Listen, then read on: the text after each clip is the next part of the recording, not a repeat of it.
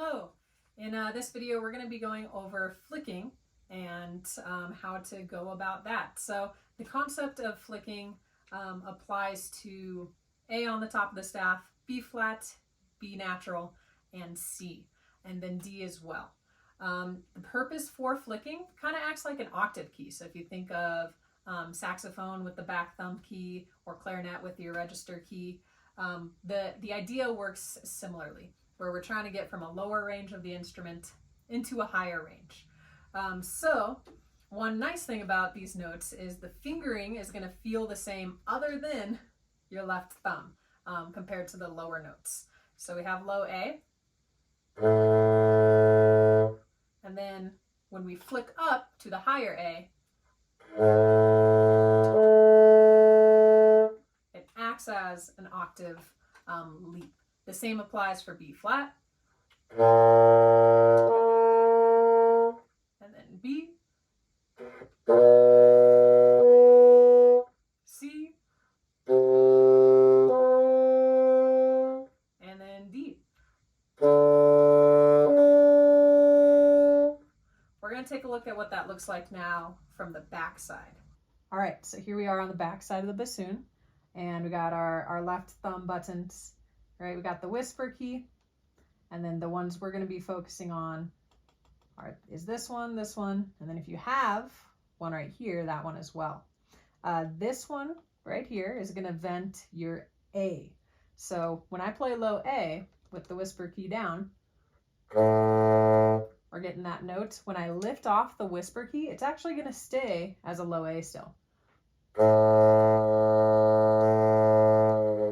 A little less resonant, but it does still stay.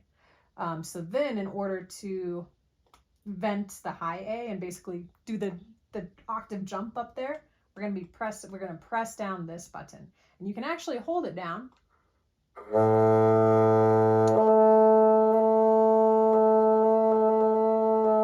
And there is a slight change to the tone of the note, but which is why most people end up just what they call flicking, where you just kind of hit it once and then that acts as enough of a vent for you to pop up into that higher note.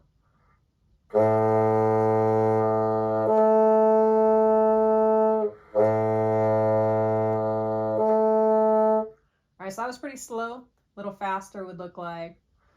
Now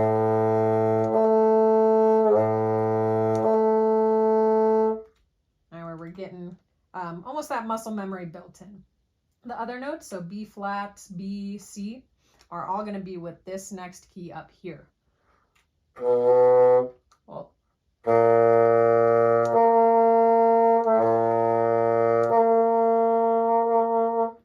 right, so same idea. Little bit change of tone quality, so we end up just kind of flicking that. That was B flat. This will be B.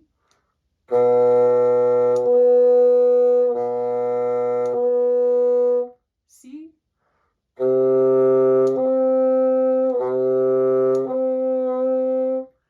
And then if you have a key right here, that is going to be your high D key. If not, no worries. You can vent still using the C key.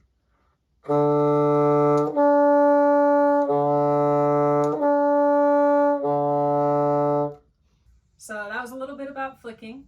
And one thing to keep in mind when jumping and flicking up the octave, or even in smaller leaps, is to adjust your oral cavity according to the range that you're in, right? So if you're on those lower notes, thinking more open, kind of ahs, and as we flick up into the higher octave, thinking more eh or ease.